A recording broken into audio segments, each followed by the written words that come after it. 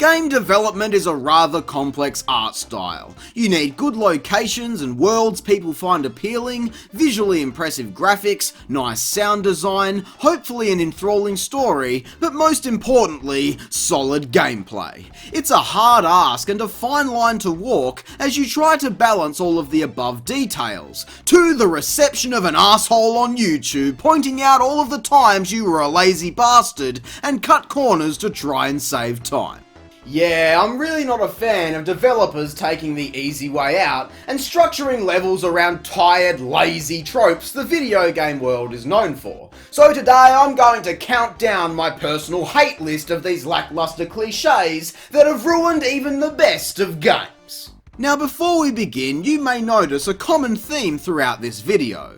Most, if not all of the topics mentioned here are in fact standalone genres of their own. In many cases, these are the defining examples of these gameplay mechanics and themes actually being enjoyable and brilliant. Essentially, I'm not here to say they're all bad, more so just pointing out when they've been used as a quick shortcut to save time and resources. So with that out of the way, let's get started.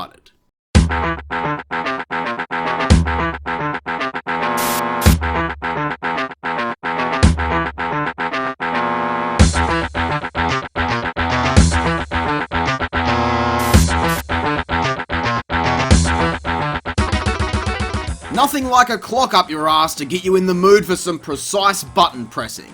Any situation where a countdown timer or auto-moving level is in play guarantees you're going to get stressed out. It's like trying to defuse a bomb strapped to a moving vehicle from another vehicle that has to jump on turtles. Very rarely is it ever fun. Time-sensitive situations in games tend to end two ways. Either you fail and have to repeat the stage, killing your immersion and overall enjoyment, or the timer is so forgiving that really, what was the fucking point? I understand that these are used to invoke a feeling of desperation out of the player, but the feeling always ends up desperate for this part of the game to be over with. A game can make you feel desperate without a clock by simply exploiting natural human reactions to various situations, but this is always passed up in favour of breathing down your neck, just waiting to fuck you over. Save this shit for time trials because I've got no time for timed missions in video games.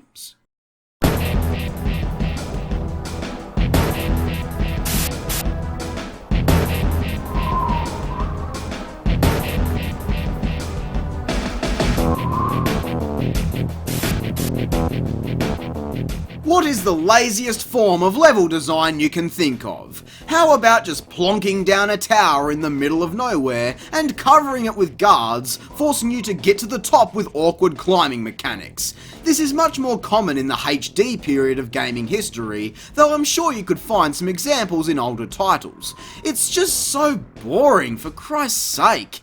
Yeah, it's fun getting to throw enemies down to their death the first time. If you're lucky, the platforming may be enjoyable enough, despite it existing as nothing more than a reskin of the platforming you've done previously. The only thing more depressing is not having anyone to fight or much of anything to look at, as if you replaced the tower-like structure with the interior of a building instead.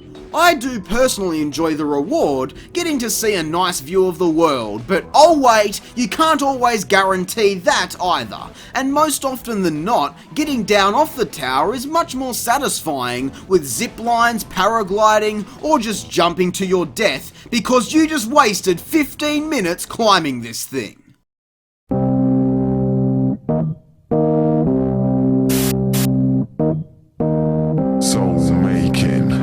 Sound shaking, earth quaking, change.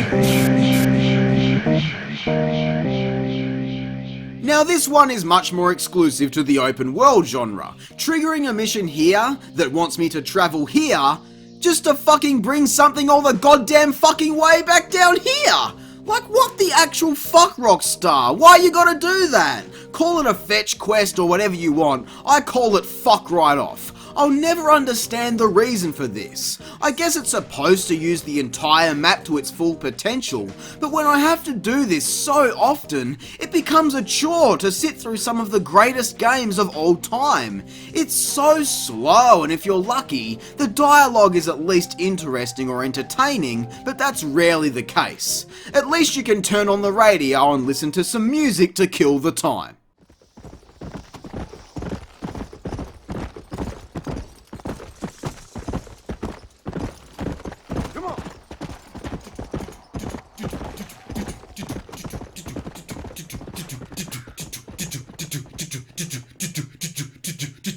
Come on!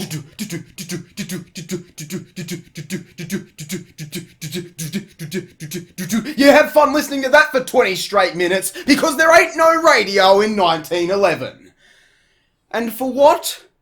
More goddamn fetch quests.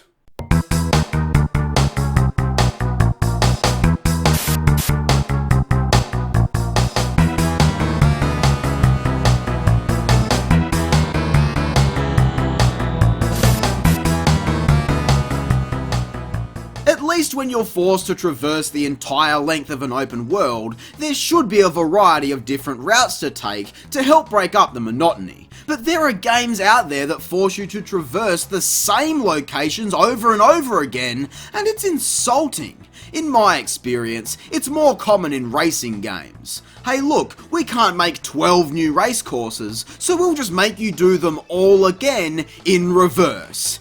Yeah, that'll teach you. It's bad enough that some games require multiple visits to the same areas, but when it's done without purpose, I hate it. Oh well, we wanted to make this feel like a world, so we combined 3 racetracks into one, so that each version has just a barely different course, but it's still the same fucking thing. God damn it, it doesn't even matter if the course is good. By the time you've done it more than once, in reverse and upside fucking down, it's still the same thing over and over and over again.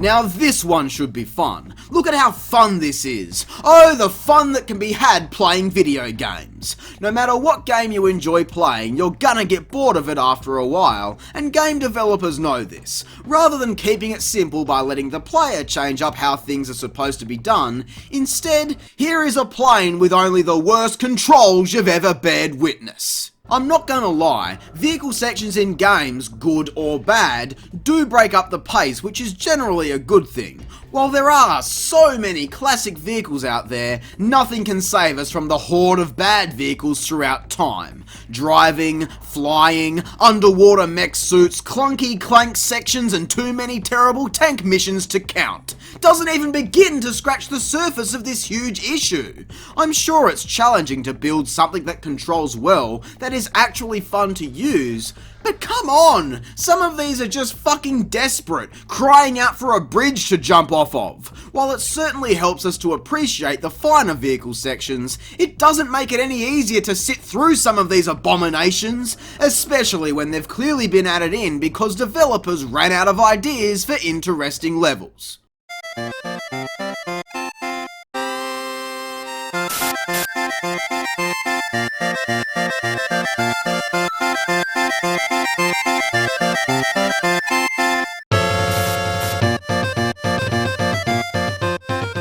Ever tried to get an old, fat lady who is blind drunk and so stoned Snoop is jealous into a crowded taxi in the middle of the night because you've been kicked out of the pub? That's what it's like doing an escort mission. Whether the AI is supposed to be retarded or so fucking terrible that it's really hard to tell, these missions are always more trouble than they're worth. Your person of interest gets in the way, gets shot or gets you spotted, and other times, it does all the fucking work for you. Wow, what a great cutscene. Alternatively, the player also gets escorted from time to time. It essentially boils down to walking around and watching events happen. I could go outside and get that for free, you know, with the added thrill of actually following someone home and entering their sex dungeon. How tits is that? But no, I'm stuck here in goddamn virtual traffic trying to avoid being spotted by a random NPC and assisting lazy bums, which in this case are fucking game developers, to their objective locations. What a way to spend my Friday night.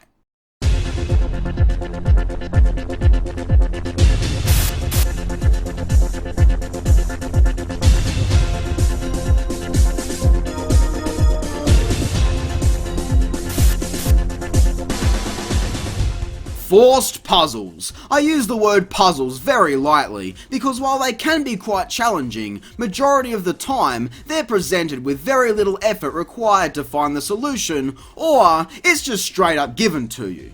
Oh no, water, what will we ever do? Find a pallet. Like every other fucking time. Rather than continuing to degrade the word puzzle, which implies something challenging with a satisfying payoff, instead, let's officially class these as roadblocks, because that's the only purpose they serve, to pad the overall experience, and essentially trick you into feeling like the game has depth. It's downright foul. They slow down the pace of the game to a halt, and if they're actually challenging and you manage to get stuck, then it's just going to solve it for you anyway. I normally fluke my way through these if it's not blatantly obvious, or worst case scenario, have to look up a walkthrough. Who wants to deal with that? I'm not enjoying this, and the entire time I'm not enjoying it is more time I'm putting into this game. Nothing more than fluff that's supposed to make this feel like a deep experience.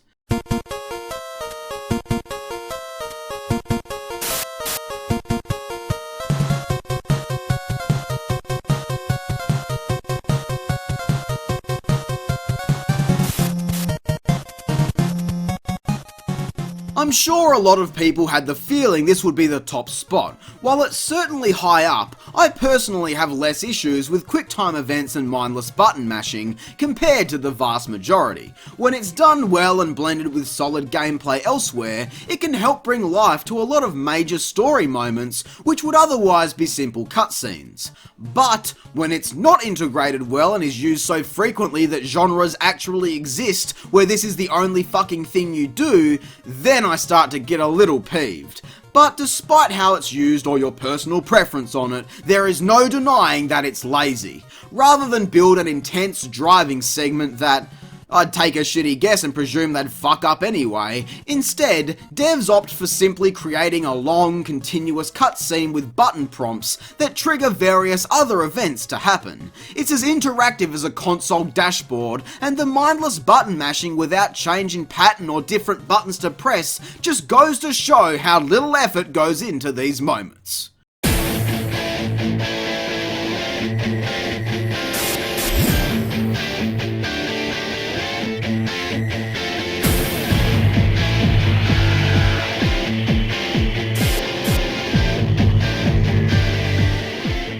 Oh my good Jesus Christ, turrets shit me to the fucking moon. No matter what the genre, there is bound to be some description of a turret section hidden within it.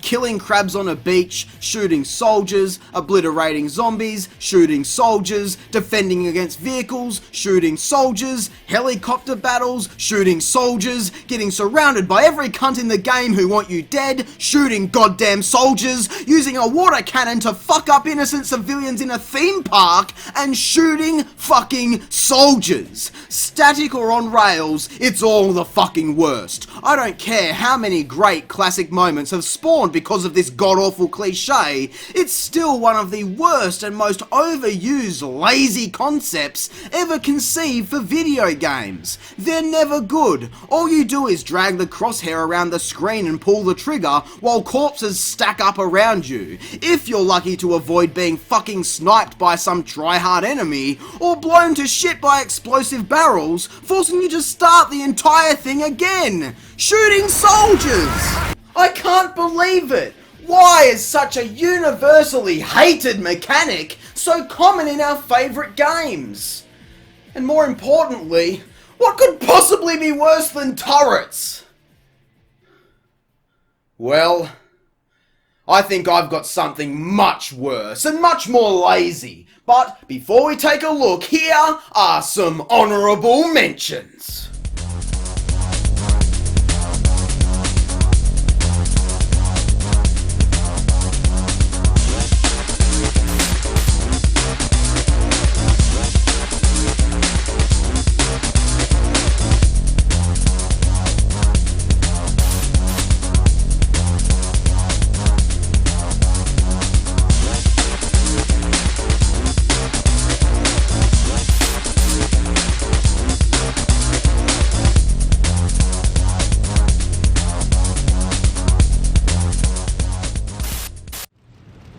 ain't safe here. Get in.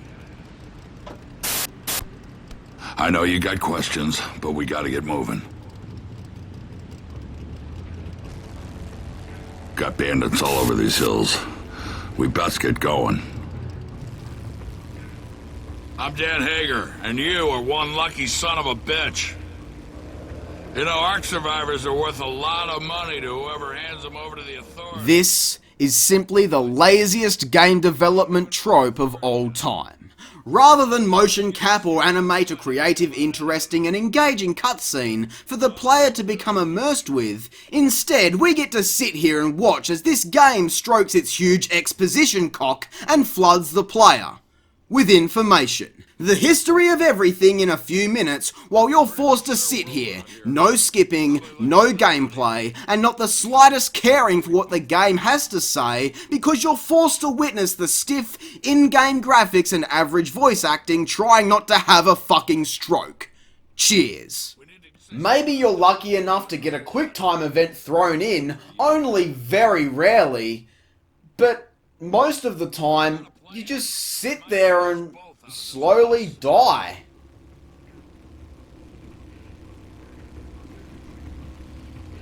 Well, in the meantime, I hope you enjoyed the video. If you did, be sure to leave a like, subscribe, and share. I'm Square Eye Jack, and I hope you have a great fucking day. Thanks for watching.